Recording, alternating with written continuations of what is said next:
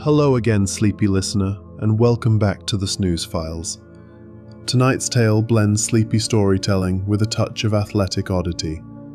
We're diving into the curious side of the Olympics, the games that didn't happen, the ones that got weird, and the quiet corners of history that the highlight reels forget. Let's begin with a bang. Well, more like a cancellation.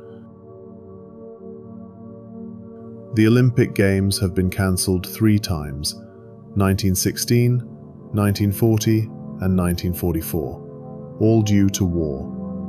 In 1916, the Summer Olympics were set to be held in Berlin. Plans were underway, posters were printed, and then World War I happened. The Games were postponed indefinitely, never to be rescheduled. In 1940, Tokyo was supposed to host the Summer Games, but Japan pulled out due to the Second Sino-Japanese War. The torch was passed to Helsinki, Finland, but they too had to cancel as World War II engulfed Europe. And again, in 1944, with the war still raging, no games were held. Imagine training your entire life, only for history to step in with a red pen and cross out the calendar. But even the Olympics that did happen weren't always smooth or serious.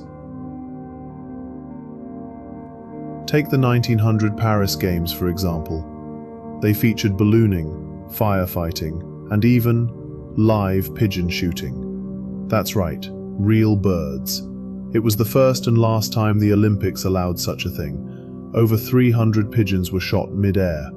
Thankfully, this was replaced in later years with clay targets. And then there were the 1904 St. Louis Games, perhaps the oddest Olympics of all. Held during the World's Fair, the event stretched over months and featured competitions like greased pole climbing and mud wrestling. The marathon? A dusty, unpaved nightmare. One runner hitched a ride in a car, another was chased off course by dogs, and the winner?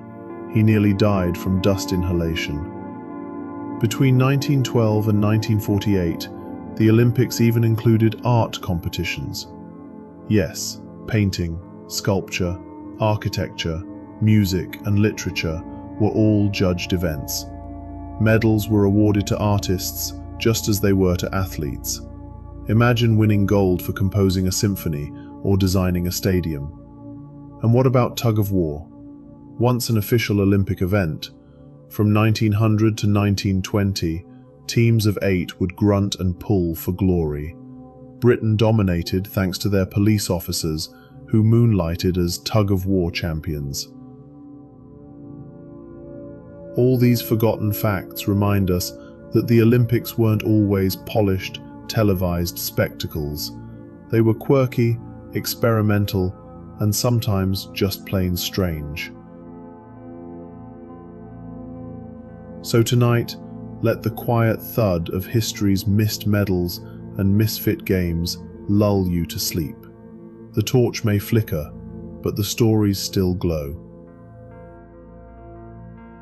If your mind is starting to wander or your eyelids are growing heavy, feel free to drift off now. For more mundane mysteries and sleepy histories, subscribe to the Snooze Files and send me your suggestions for future episodes. Until then, sleep tight.